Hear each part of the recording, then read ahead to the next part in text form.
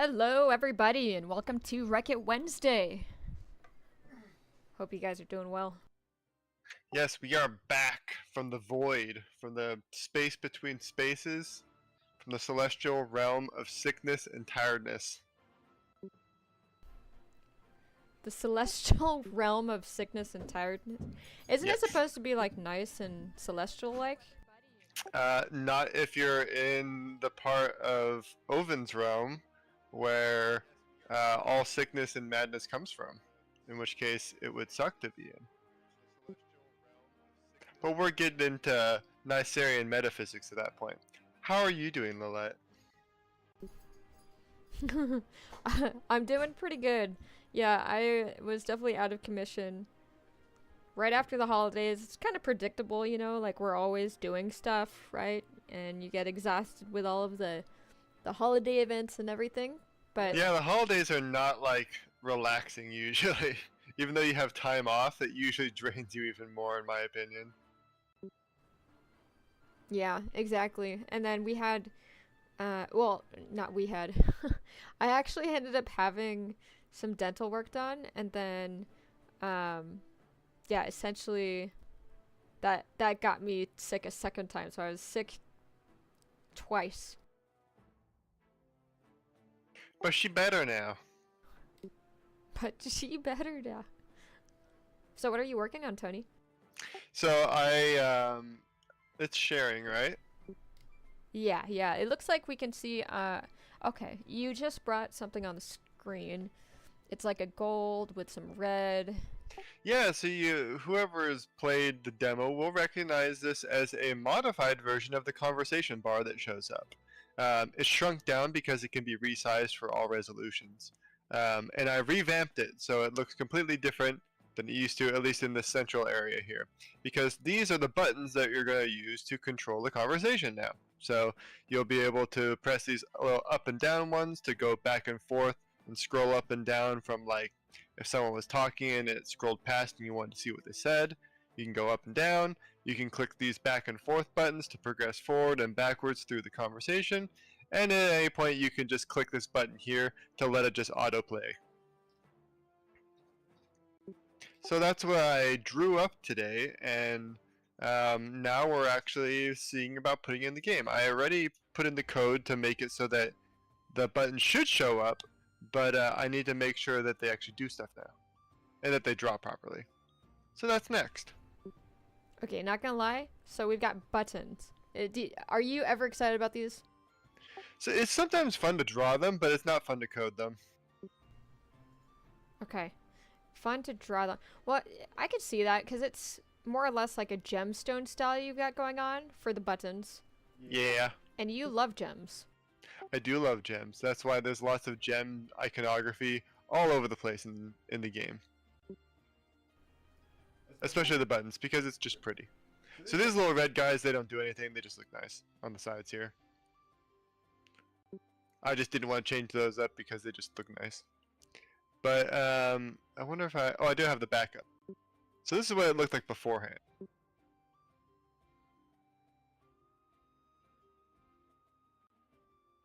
That's what I was like before. So pretty simple, just like fancy scrolly stuff, but no functionality. So it's been beefed up so that now it has a lot of functionality. So yeah, that's what we're going to be doing. Hopefully by the end, we will be able to click on these buttons. They'll change their state to show that you click them, and hopefully they do something. We don't know how far we'll get with it, but let's just see.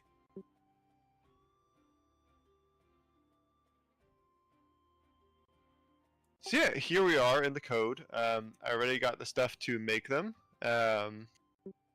So we're just gonna jump into the game in a second and start making them actually draw. But we gotta do a few things first.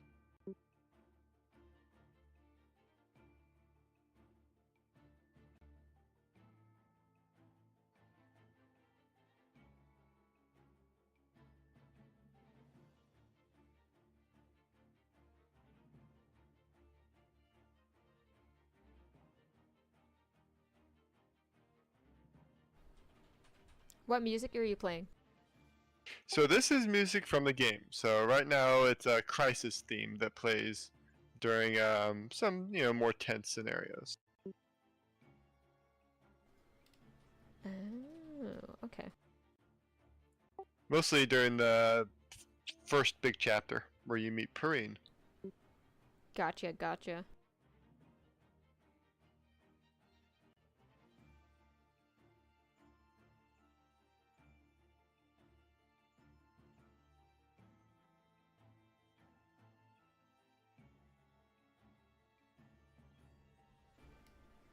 Alright, so let's see what we got here. So, right now you are working on...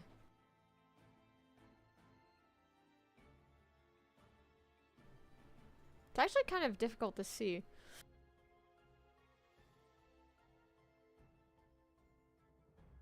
I know it's hard to see if I don't zoom in. Like that makes it easier to see in general, but for me, I'm not utilizing my screen space.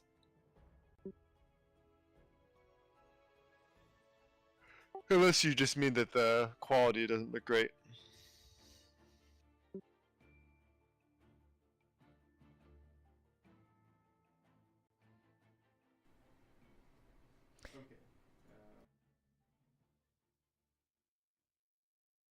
We gotta go to the buttons now.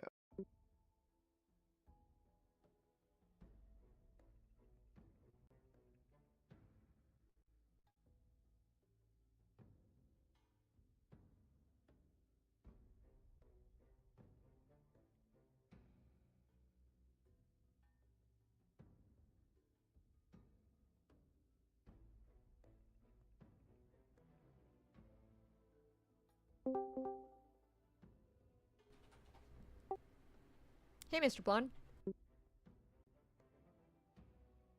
What up?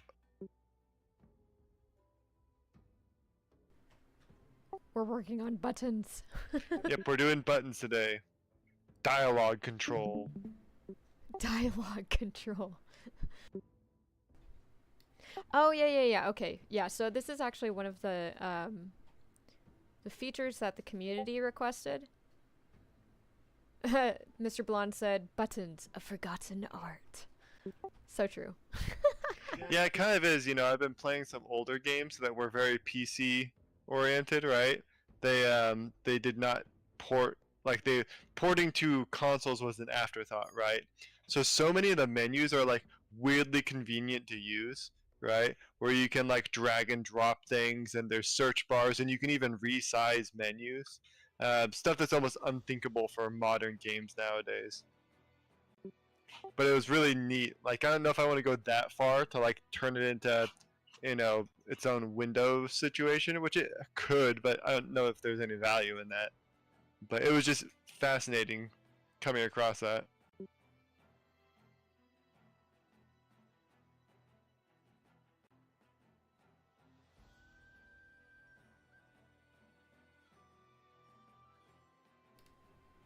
But yeah, this was a community request, so folks really want the ability to go back into the dialogue, and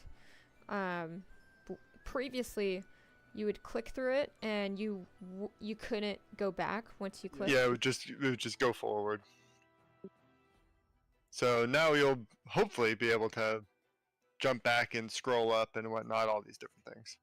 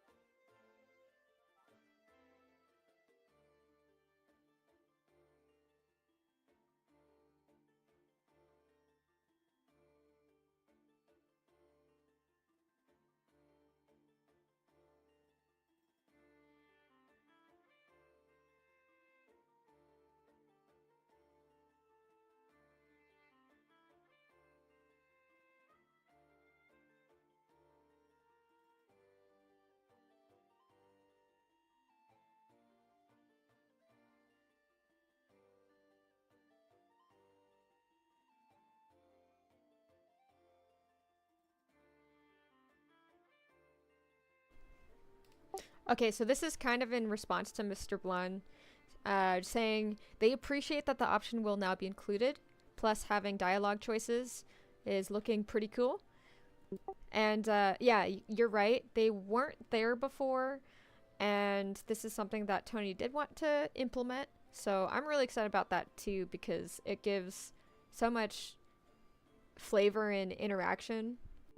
Yeah, because like I mean, it will be a story-heavy game, right, with lots of reading and whatnot, and so I figured it would be better to give more options, not only to like explore the story and characters in the lore, but also just like make it easier to read it, right?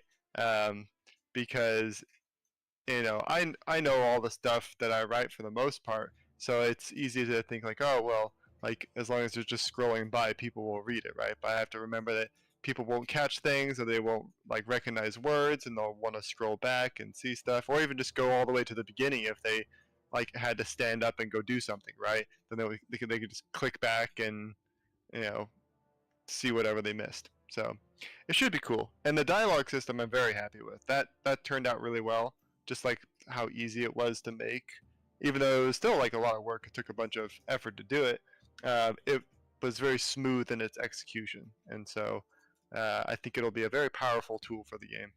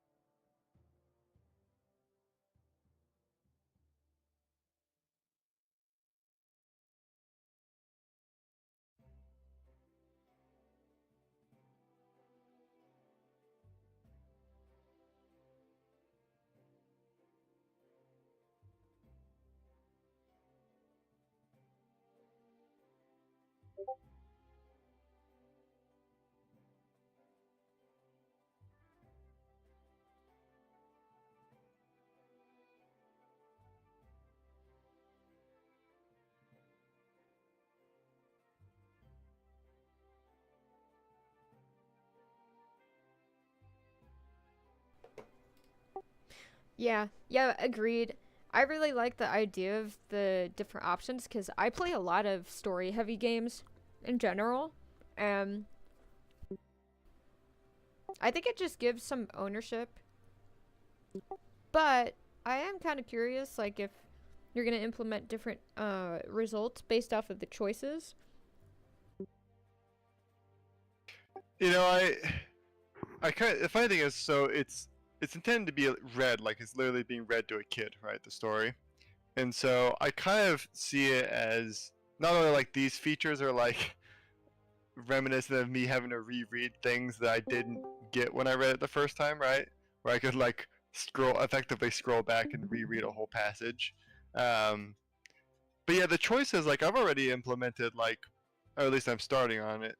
Some just like example choices for myself of how story elements can progress, just based off of which lord you choose to help in, like after a battle or whatnot, to fix things or do small quests for. So, there, the more, of course, like you said, the more things that you add to it, like the more choices that can be made, the more complexity there is, and complexity lends to like bugs and issues and whatnot.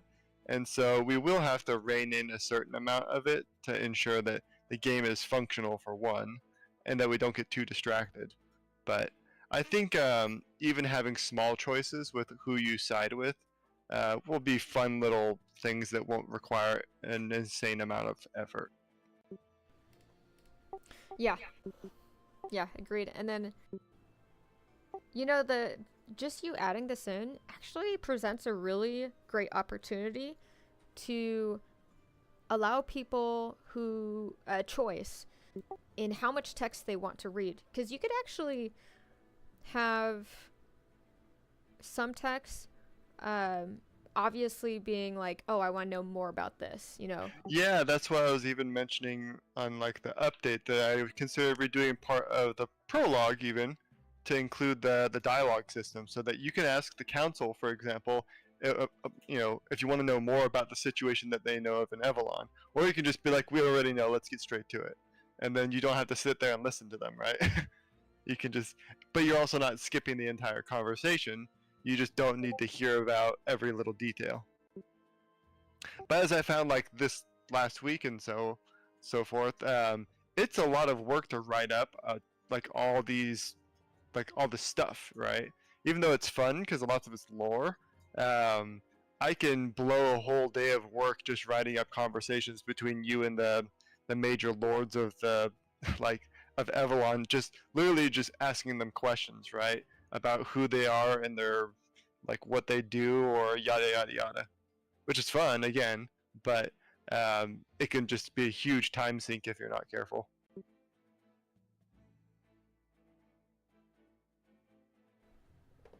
We've got a question. So Mr. Blonde says, so for example, are there going to be locked options? Yeah, there is. So the first example will be right after chapter 3. You're pretty much, you have to choose, like you only have like pretty much the idea is you, even though there actually isn't any like time-based events in the game, like you won't miss something if you don't do it exactly, like in a specific number of hours or whatever, like in universe. It sort of simulates that you, like you do have limited resources as an army, right? So the High Regent tasks you that you need to go around and effectively ingratiate yourself with the other houses, because you're a bunch of newbies and nobody thinks that you're worth much at all. Even though you've proven useful so far, nobody thinks that you're still kids to them. And so, even though they're a bunch of adults, you know, they may as well be kids to these old timers. So he tells you need to go effectively pick one of these nobles to ingratiate yourself with and ask them what they need help with. And so it opens up all these visitations you can do at their individual keeps. And when you talk to them, they'll tell you their spiel. You can ask them questions about it. And then you eventually return back to the regent, and he says, okay, who do you want to help? And you can choose to help like one of them or none of them even. You can choose to help the common folk instead of the like an individual house, and it will determine your faction relation with all of them. And some of them will still talk to you, of course, because you're a member of like the council effectively at that point, but they may not tell you stuff or information. There's going to be certain like lore bits that they won't discuss with you because their favor is lower now. So it will, every one of them should be equal in value, like that's the goal, but not all of them will be accessible, because some of them, if you just decide no, we're not going to help the nobles out, they can fend for themselves, they won't they won't care about you anymore. And you can improve the relationship eventually and still have access to some other options, but for the most part, yeah, you will be locked out of some options. It won't be the case for everything. There's some stuff that every playthrough you'll have the option to go through, like for example, dungeons. Like the dungeons aren't going anywhere, right? Unless there's some specific person who knows where it is. But even then, I don't really have anyone in mind that would be like, I'm the only one who knows where this random dungeon that's a problem is. So it'll mostly be faction related stuff that you can get locked out of, and really like it won't be like hard locks either. It'll be more of a like, you didn't favor this person, so you may have to do some extra things to, you know, be able to work with them. Okay, so how about, for example, and this is a second part to Mr. Blonde's question. For example, if you choose Lord A or side with them for Chapter 4, is there going to be a locked option for Chapter 5? It'll be more like you get to continue working for them in Chapter 5, right? So Chapter 5, they'll come back to you and say, hey, you did a good job the last time. I want you to do a bigger job on this one, right? The other people will still have their own problems, and they'll be like, hey, yeah, we got new problems. Do you want to fix them for us? but you'll get kind of exclusive access to these kind of bigger, more valuable quest lines from that faction. So, for example, Chapter 4 is where you're introduced to these options in the first place. You decide, I want to side with Ferris. He's got the most clout amongst the nobles, and when I did from what it sounds like, I'm going to get the best payout by working for these nobles, right? You do the job, and then you're like, oh, well, they were happy, but they didn't give me anything. That sucked. But the next time you do a quest, they're like, hey, we actually have a real job for you, and it's significantly better than the other options you have. So you had to do the marshmallow thing, right? Where you didn't get to eat your marshmallow, but the next time you have a quest, you get the double marshmallow situation. So, whereas the other ones they'll still want help from you, but they'll offer weaker quests effectively. But there will be some cases where there are actually cases where if you do certain things, they will just straight up not like you. Perfect example is with Theris himself. If his son dies in the battle, Gaul, if he dies, he will never talk to you, like he will never work with you again, because Gaul effectively got himself killed for you.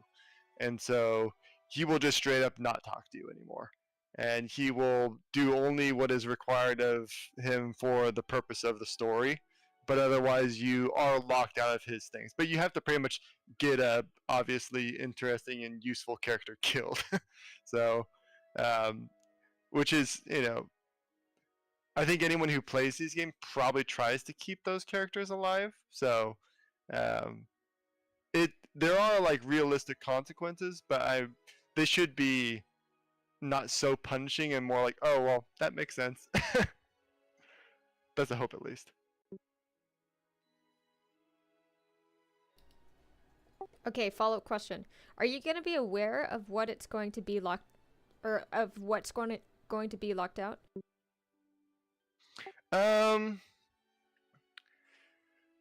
So what'll be locked out?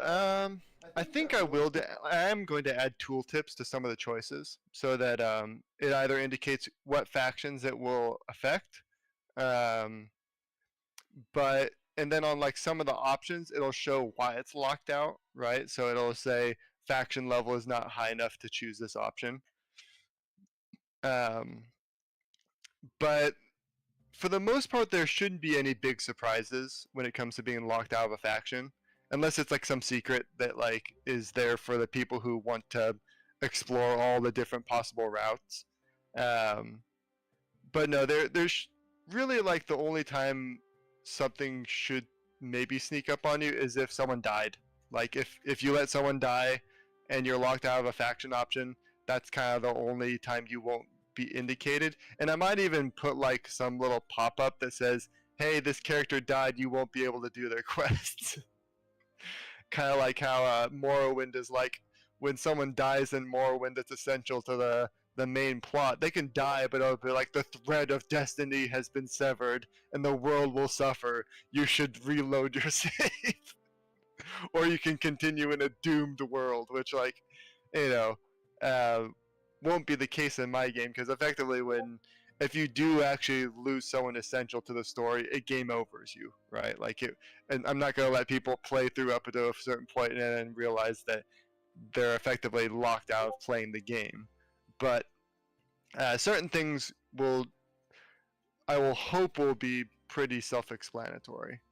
And then some of them will be like more if you manage to save someone, like, if they're a side option to save somebody, then you get a small bonus, but you're not really locked out of anything significant. It's like, good job, you did something that was really hard, and so here's a small bonus for, like, here's a treat for doing that. So I don't know if that answers your question entirely or not.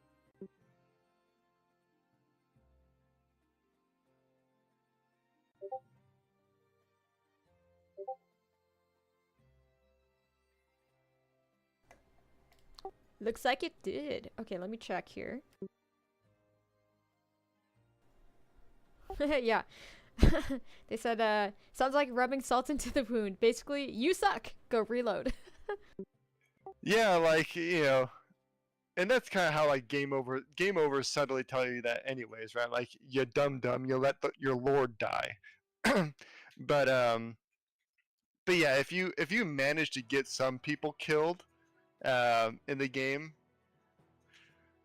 for one, it would be impressive because I typically design battles to ensure that certain people will or won't die that are not part of your team, right? Like if you manage to get Riza, who's in chapter 2, Count Riza, if she dies somehow or is captured, not only did you like abandon her, like you just let her out there, you pretty much didn't you didn't protect her, and you didn't even like listen to what people were saying so that you could get her free of like the manacles that she had on, and then you just left her out in the open to get swarmed by flyers. So if you let her die, which she's like a super mage, right? She's like a level 30 arcanist, so which is like one of the most powerful classes you can get at that point. If she somehow doesn't just obliterate everything that she comes across, that's kind of your own fault. Because you just left her there to die, even though one of your objectives is to keep her alive. So again, huge consequence if you let her die, and there is that possibility. But that's kind of, you were supposed to do that, is to keep her alive. So yeah, that will be the only time where like things are completely locked out, where I'll be like, oh, Count Riza, she dead, and you didn't do anything about it. So yeah, you don't get access to those quests.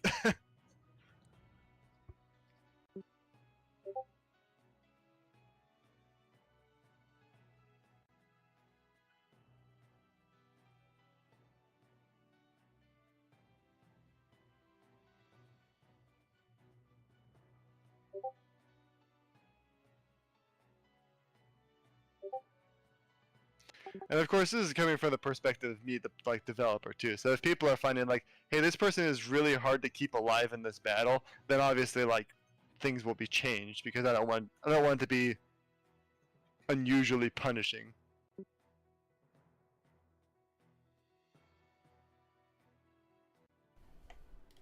And to answer Red Star's comment in chat, they're saying they're kind of sad about no Sunday roundup and was worried about us. That's really sweet. Thank you so much. Yeah, we'll be back at it, especially this next Sunday, because we have a lot to cover. That'll be another sprint down, and we'll be talking about pretty much our preparations for Chapter 4, or yeah, and just like what's happening in the next map. So this week I'm still just going to be playing around with this dialogue system. I won't be making any maps, even though I want there eventually to be like small mini quests you can do, but I don't want to distract myself from the main ones just yet. But I do want to get this dialogue system tested and such. Okay, so this is what it'll actually look like, and let's see. So I haven't changed the button so that it won't progress or stop it from progressing, but hopefully we can just see if they actually click properly. Cool. And then I have a question from Red Star right afterwards. Okay, so they're not doing what I want, but that's okay.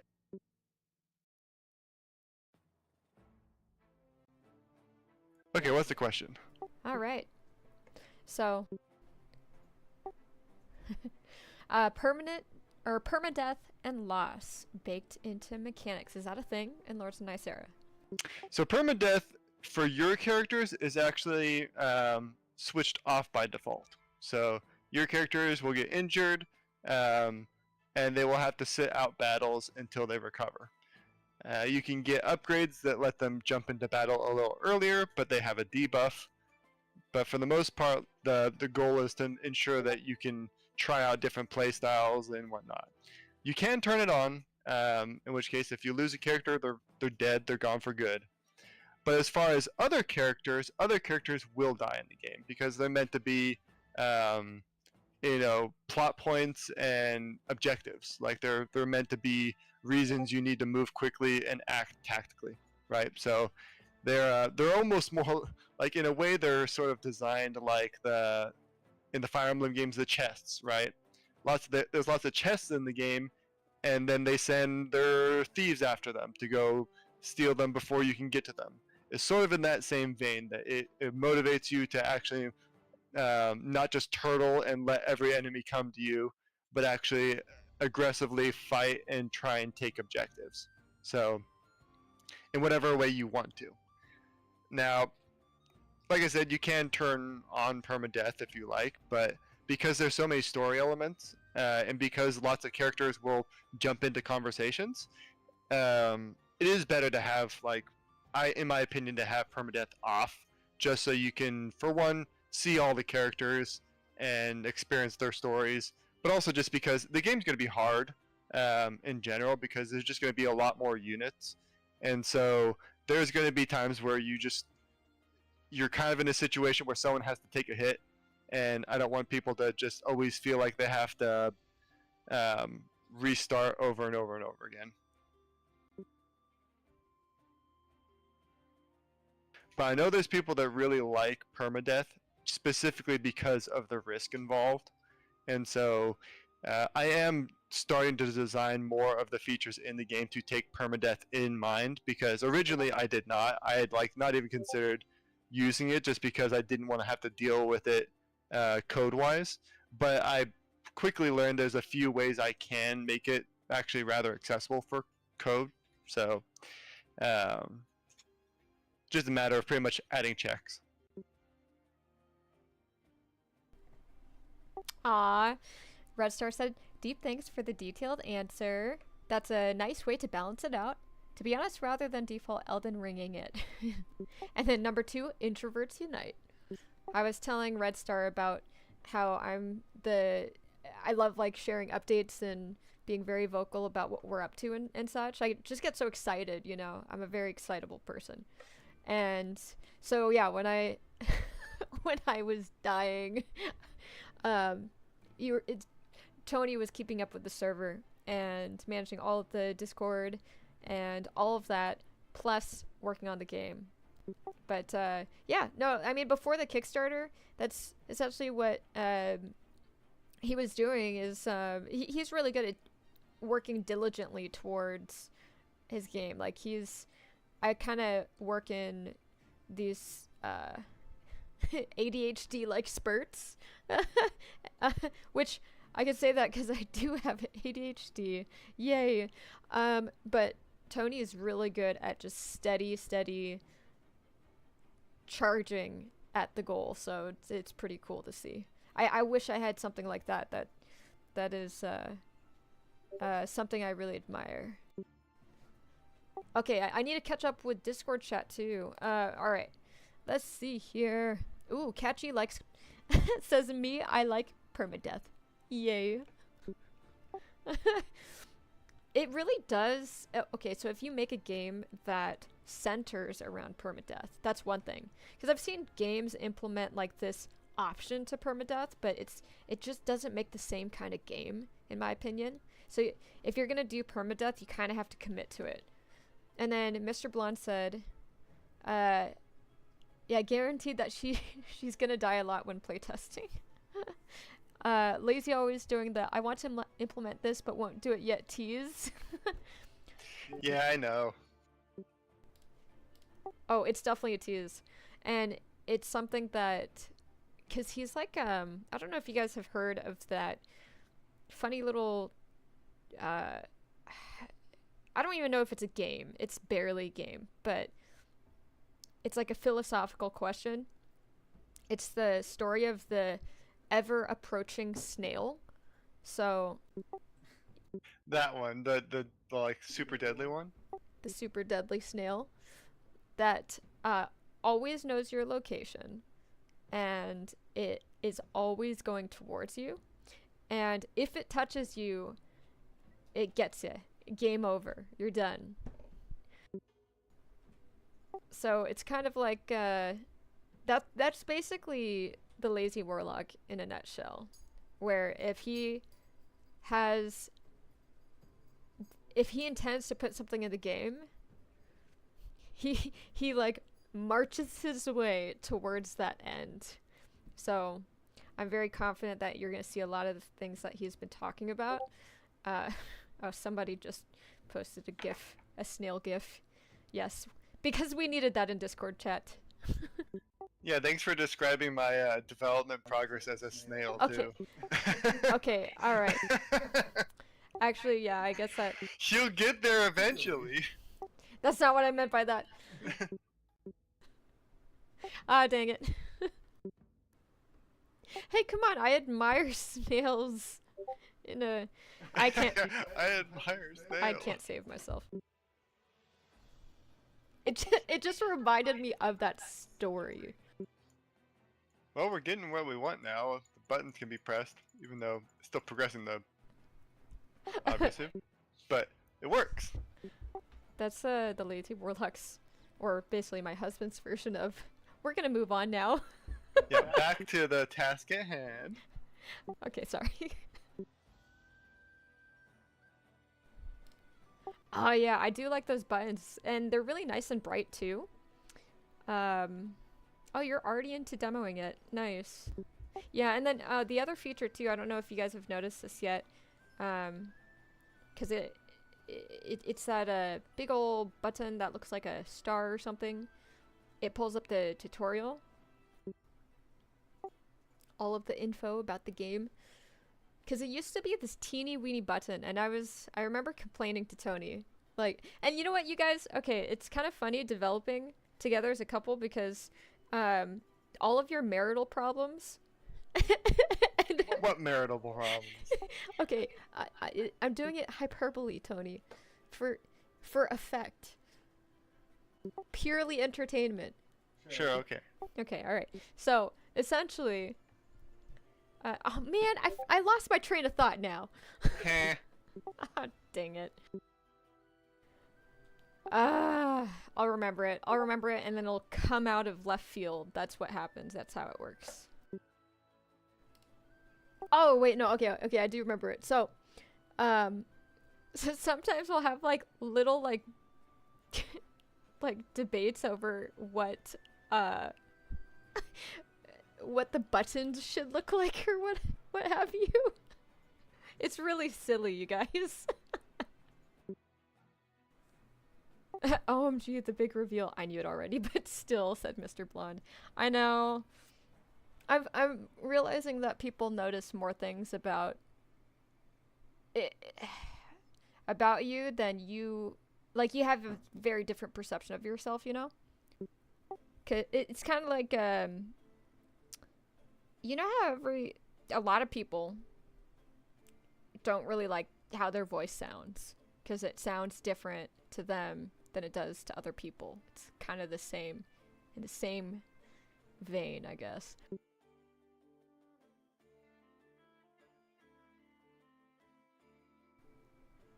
Aw, Red Star. Okay. Oh, I just read your previous comment. No marital problems among our esteemed High Lords. It's so funny. But seriously, may you have many a decade of joy, happiness, joy. Oh, wait. Okay, so joy twice. Joy squared. And game making in SRPGs. Agreed. Also, the joy squared was definitely necessary. I think it's just pure excitement making something. And really it's like, you know, I hear the Lazy Warlock say all the time that he plays all these games and then he just wishes there's like that game to absolutely fall in love with, and so he's kind of, this game is to create that game, you know, for it's the game that he wishes was on the market. So that's been like a really big motivator for him that I think I've seen like all throughout the game dev process, from concept art to now, you know. And it's funny because I can't like exactly relate to it. I don't consider myself to be the kind of creative that the Lazy Warlock is. I guess is how I would describe it. But it's yeah, it's making the game that you wish was out there. And I've heard other developers say the same thing. And maybe that's something that artists also have in common. Anyone who really has that innate desire to create stuff.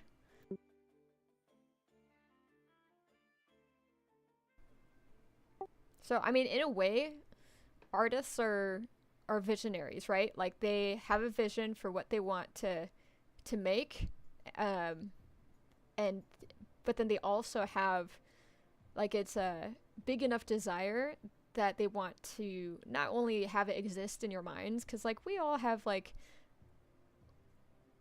well, maybe not all of us, but, like, you know, there's a lot of gamers convos that I've been in where it's like, I wish that this game did this, or if I were to make a game, I would make it like this. But artists and other creative people, they're like, yeah, I see something in my head and I'm gonna do it, which is really admirable in my opinion. I'm a corporate junkie, so I'm a, what's it called? A minion. So, you know, I appreciate you guys' vision. For the Tony's you guys can't see his face, but he's making funny faces at me. I think that means he disagrees, but he's not talking, so I get to tell what actually happens. I didn't marry no minion. Okay. So that'll be like your job description call when we add another teammate. Be like, I do not hire minions, just for everyone to know. Yeah, who puts on their resume spent 10 years as a minion? I mean, maybe like 5 years as a minion, and then you like 5 years? Only 5 years? and then you like serve the Dark Lord for only 5 years. I'm just saying, then you get a promotion. The benefits were good though in the Reign of Evil. As a minion.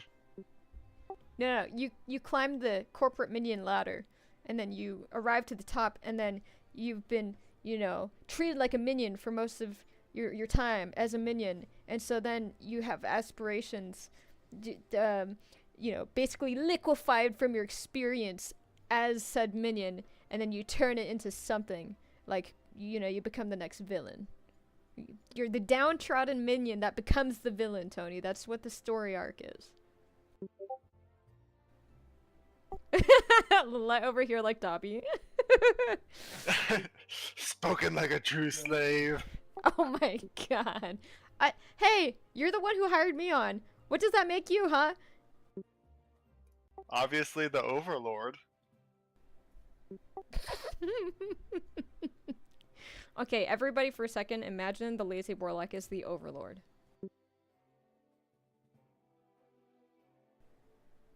Can anyone imagine that? Then I've done my job well. No, I'm leaving this up to the... Oh, okay, yeah, we gotta wait for people to put in Yeah. their answers. Yeah, I was about to do, polls closed, guys, only had 10 seconds.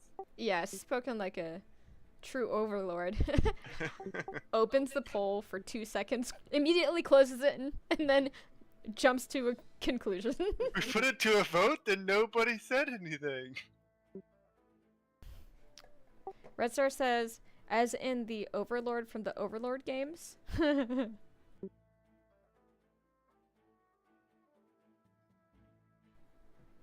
Okay, the buttons are acting, at least visually, the way I want. Mr. Blonde said, I know what type of minion you mean, but I still think the ones from Despicable Me. That's right, Despicable Me. They made them yellow and cute, and... I still just think that they ripped them off of Servbots from Mega Man Legends. For anyone who knows what that game is. No, but I'm at Which, if you do, props to you, because it's one of the best games ever. Okay, I'm gonna look this up and post this on the Discord now. Yeah, look up Servbots. They're literally cute little overall looking yellow guys. Okay, but seriously, Overlord game. The Overlord game. I think I know of that one. and it has these cute kind of graphics, and they were gonna make a remake of it.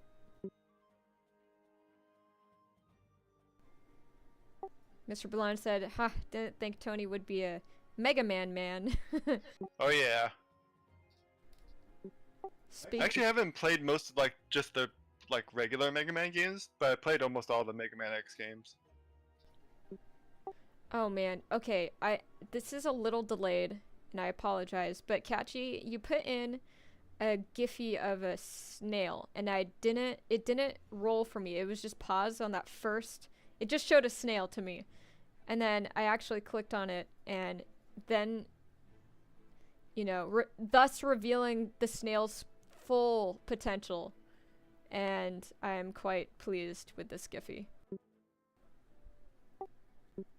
For those who are not privy to said Giphy, Oh, we should play them new music too. Oh, So yeah. Adam made a new track for us.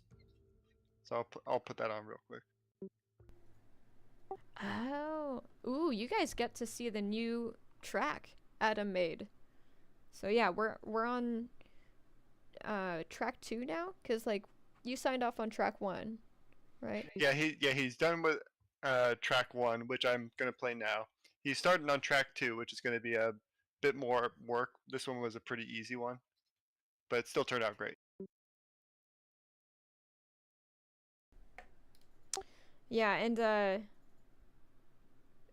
and we have 20-ish requests. How many again? Yeah, about 20. About 20 tracks that we're requesting from him. That's right. That's right. Okay. What's the name of this track you're about to play? If it actually plays, which VLC won't for some reason.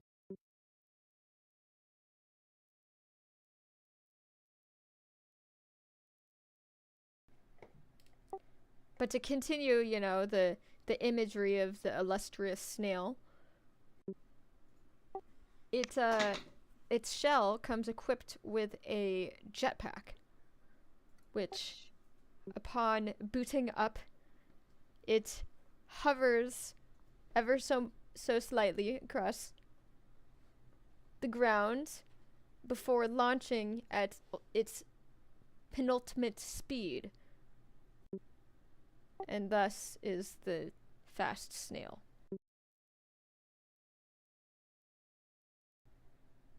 Also, the rocket is red, just, you know, to help with the visuals.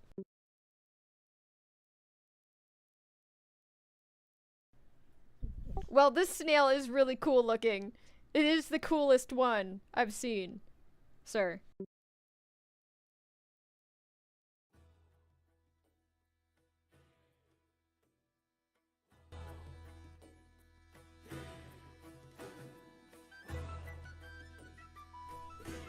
Can you turn it up a well, actually, no, that's good. Yeah, just keep it there.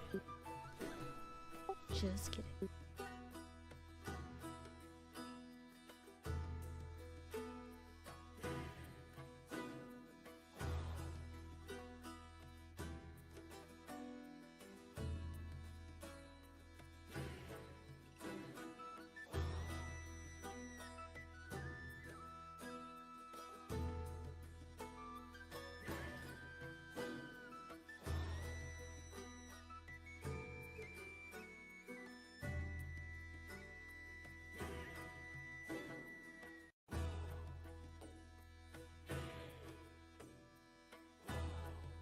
I'll let it play for a couple seconds and then I'll talk about it.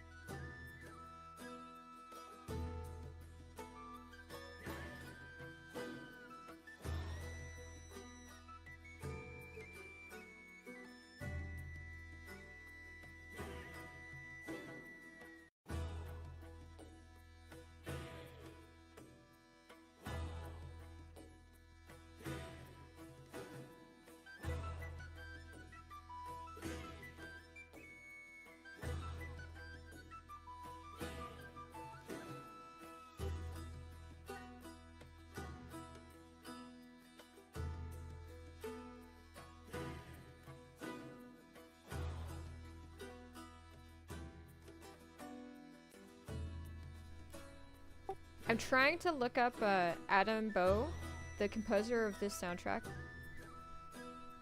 I'm gonna link his profile so you can go enjoy his other songs, because he's contributed to a lot of games. Yeah, yes.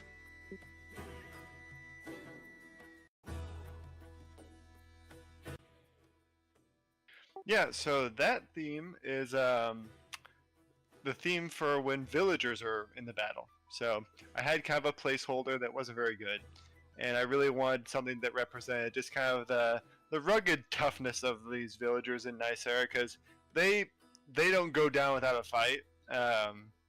Most of them are used to kind of the dangers of the world being a magical place full of monsters and magic and such.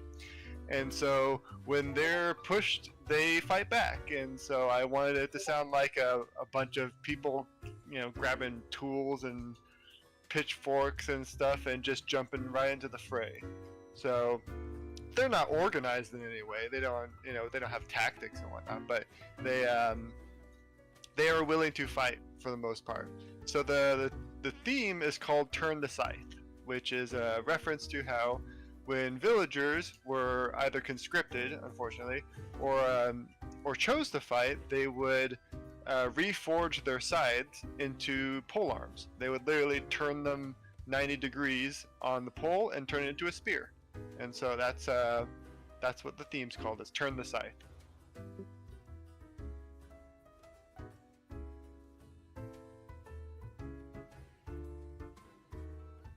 This theme was really cool too, because Adam kind of gives me the details on how he makes the music. So that little sort of banjo-ish sounding thing is not a lute. It's this really cool, tiny, almost like a ukulele looking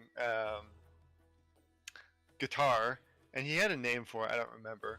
I could look it up, but it doesn't really matter. So he did all that by hand. So he just brought it out and played it.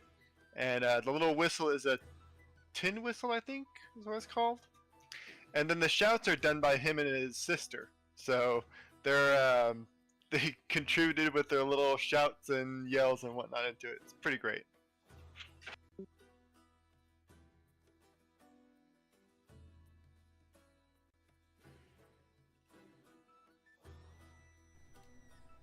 Oh, cool. Red Star is a history buff. Yeah, confirms that detail is true. And then we got 4 minutes left of the stream. Where are we at, What? Tony? Really? Oh, damn. Okay. Well, we did a good enough job. You know, I was trying to figure out where in my code I could readjust this text so that it's not clipping, which I'm gonna just try really quick.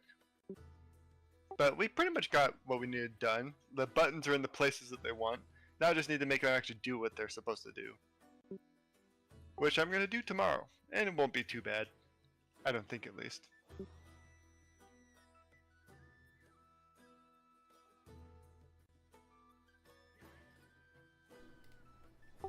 Yeah, and did you test it out already? The buttons?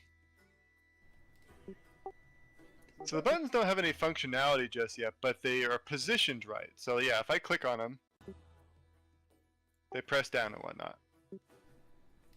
Oh, okay. And then you have like the right collision mapping. So like if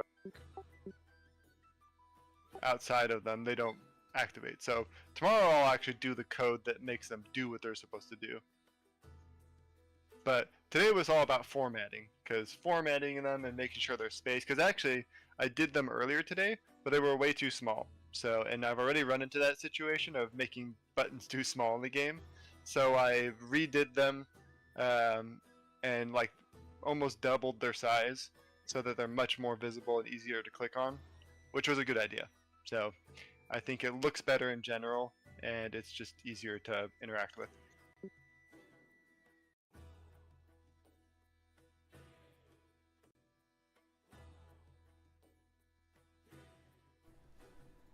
Okay, all right. So I was telling Tony that we should ask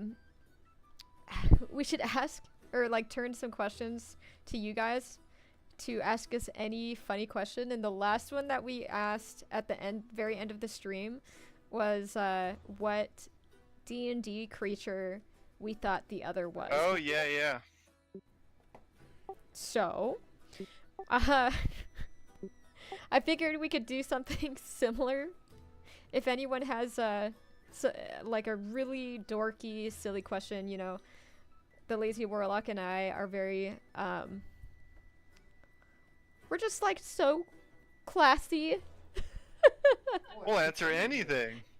And we'll give it our best shot. No, we're just total dorks and we love doing silly stuff like that. So, you know, any question you guys have, just for fun, you know, put them in chat and we'll pick one to go with and then end the night there.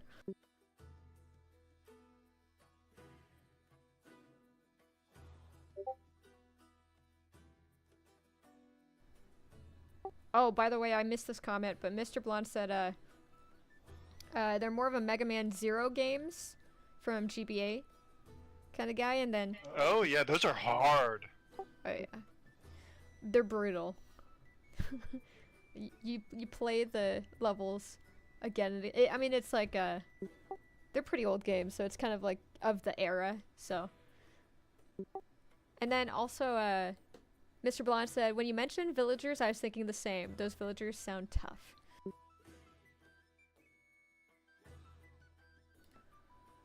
Okay, and then, yeah, turn the scythe. Nice reference. So I got that one. Nice.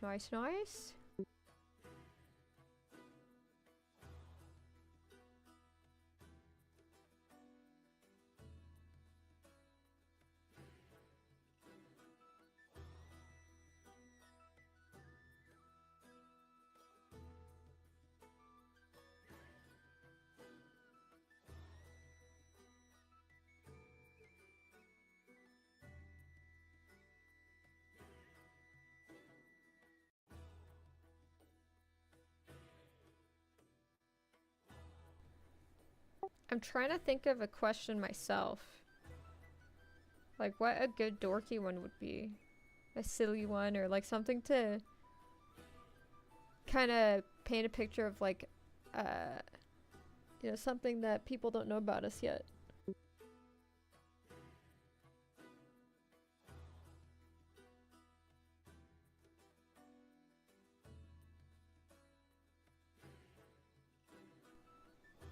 I could see Tony thinking.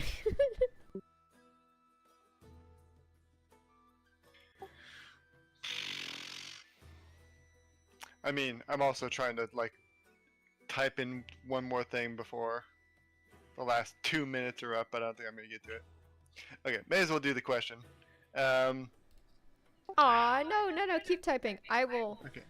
I will come up with a question, a really good one. Because if my track record with talking about snails isn't good enough. Okay. You know, on the topic of, let's do villains. You know, what if you had to be a minion, what villain would you enlist under? Oh, so if I was a minion. Yeah. Oh, okay. Like, you could be one of the thousands of orcs working for Sauron, you know? Like, pick your poison. I mean, I would love, honestly, to just be like a vampire spawn. You know? Just be some grody, like, sickly looking guy who just follows this master vampire around, terrorizing folk. I'd be into that.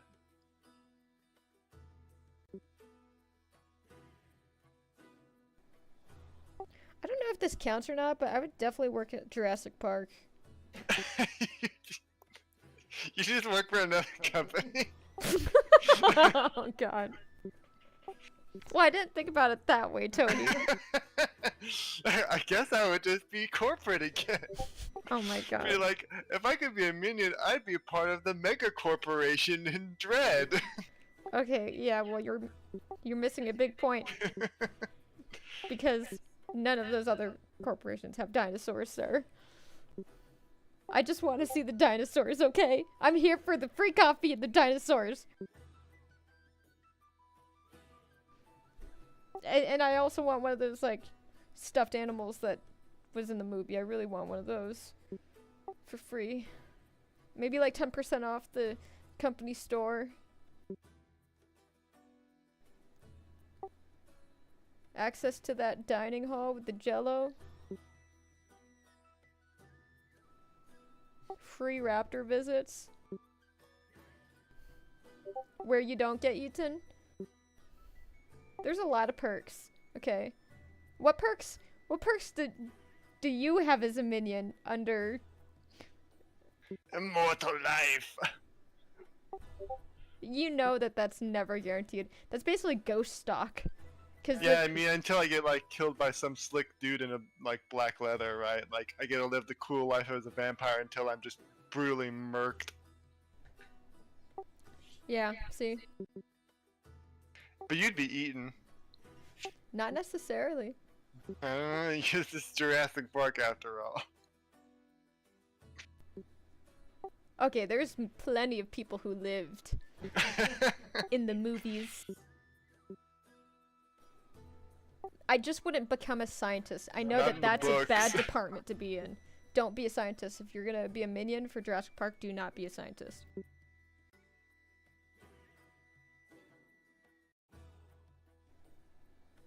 Oh, Red Star says, I know one.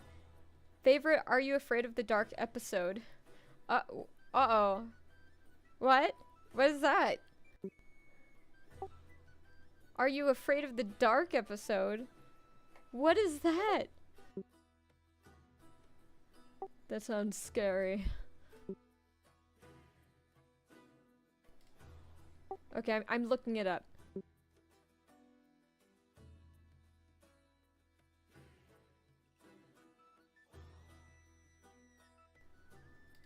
Oh, okay, there's like 13 episodes, and it's a horror, 1990s horror, I think.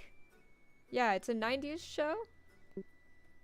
Oh, Red Star is blasting me. You don't know, in all caps, followed by 4 exclamation marks. But, okay, so, no, I am, with horror, every part of the movie is scary. I know there's supposed to be, quote-unquote, the scary parts, but the entire horror film is scary to me. Because Yeah, the entire experience. It's like, she sees, you know, a white person, and she's just like, oh my god! White people! It's so not diverse! Everything's scary. What?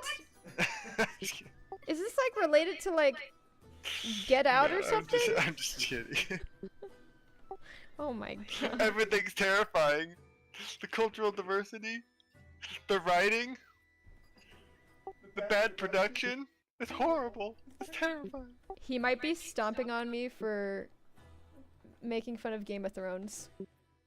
Nah. It's pretty bad. It might be because of that. I stomped on someone's favorite show that lacked diversity, and then and this is just payback somehow.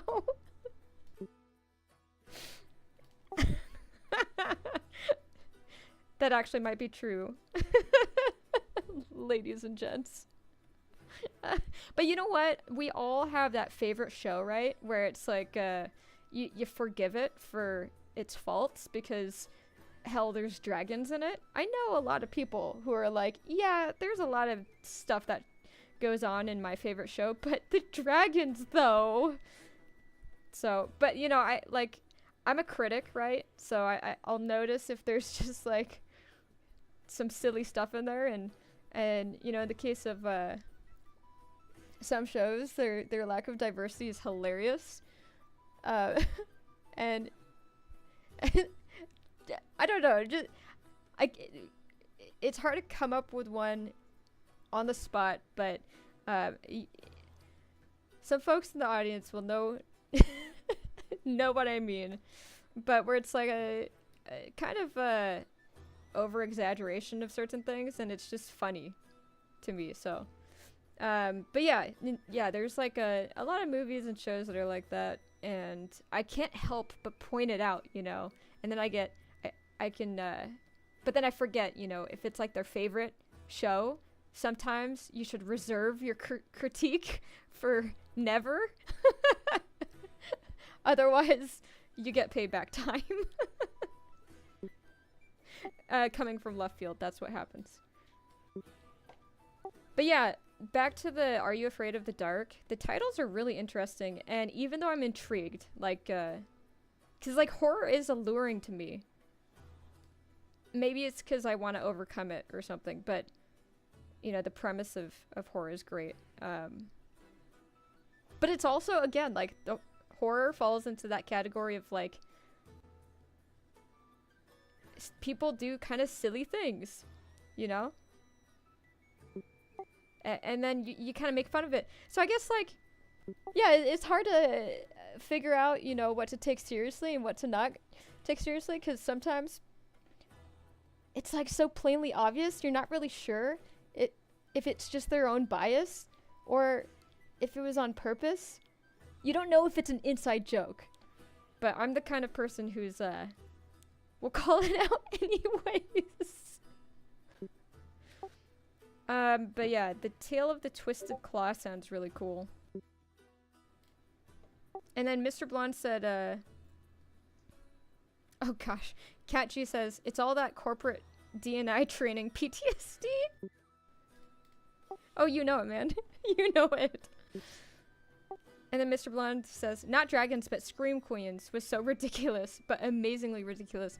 Yes, exactly. And I think my favorite kind of movies and shows are the ones that are obviously ridiculous, but they break the fourth wall and they address it, and they even make fun of themselves. Like, I really like those. Loved Channel Oberlin. Event Horizon is particularly scary because the characters make 90% of the time the correct choices in that situation. Yeah, Event Horizon's great. Oh, okay. I will put that on my never, ever, do not ever watch list.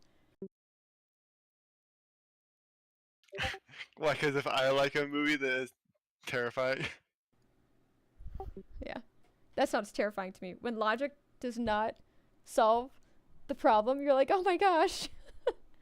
I mean, those are my favorite type of scary movies, though, right? Where they are making the logical, scientific decisions, but it's so far out of their control because it's so like beyond fucked up, the situation, that there's nothing they can do about it, right? That lack of control to me is so much more intriguing than just like, I'm running away and I tripped over like a rock the size of a pebble, right? And now I'm like can't stand up. And then they get stabbed by the slowly walking murderer, right? Like, I hate that kind of crap. But when it's like, oh, things were supposed to go right because we did everything right and we're making the right decisions, it's just not happening.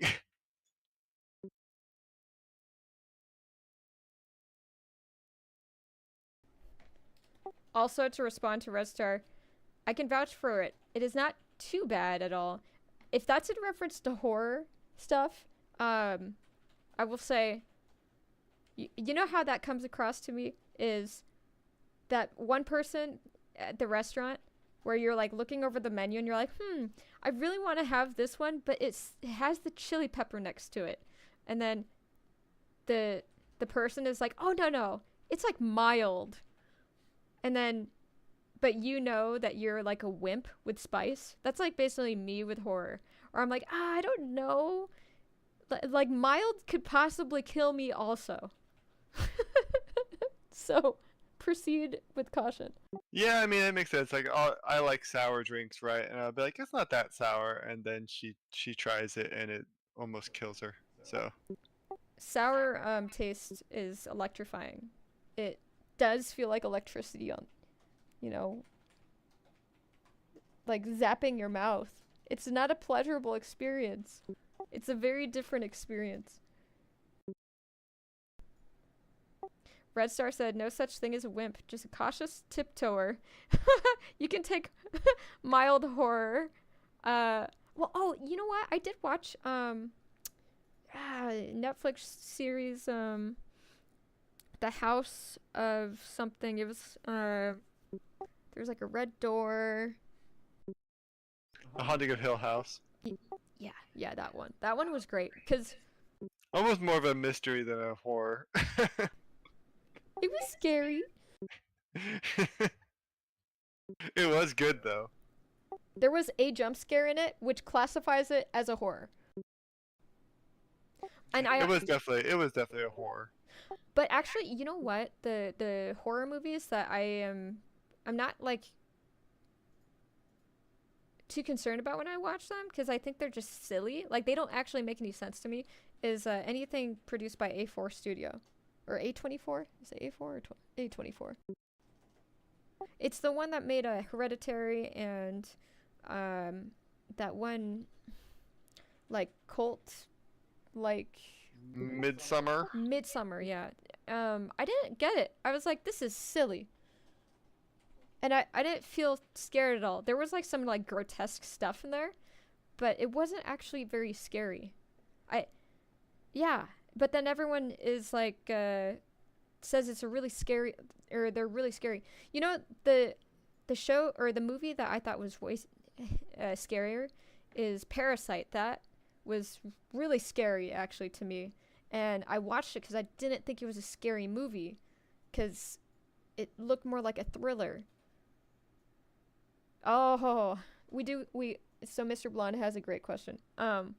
If Tony were a Disney princess, which one would he be? Oh, this is a question I have to answer on Tony's behalf. Okay, all right, let's go.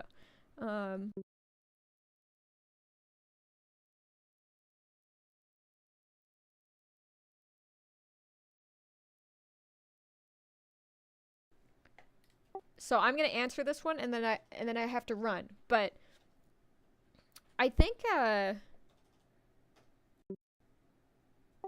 okay, am I really gonna look up a list of Disney princesses? Because I can't remember anything to save my life.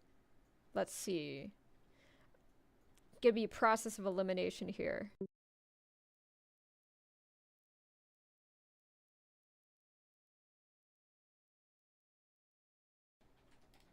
I just clicked on a list of Disney princesses, and then this is disneyprincess.fandom.com. And for some reason, when I clicked on it, a pop-up showed up on my screen, and it said, "Are you an adult?" And I'm like, what? What is in this site? That what?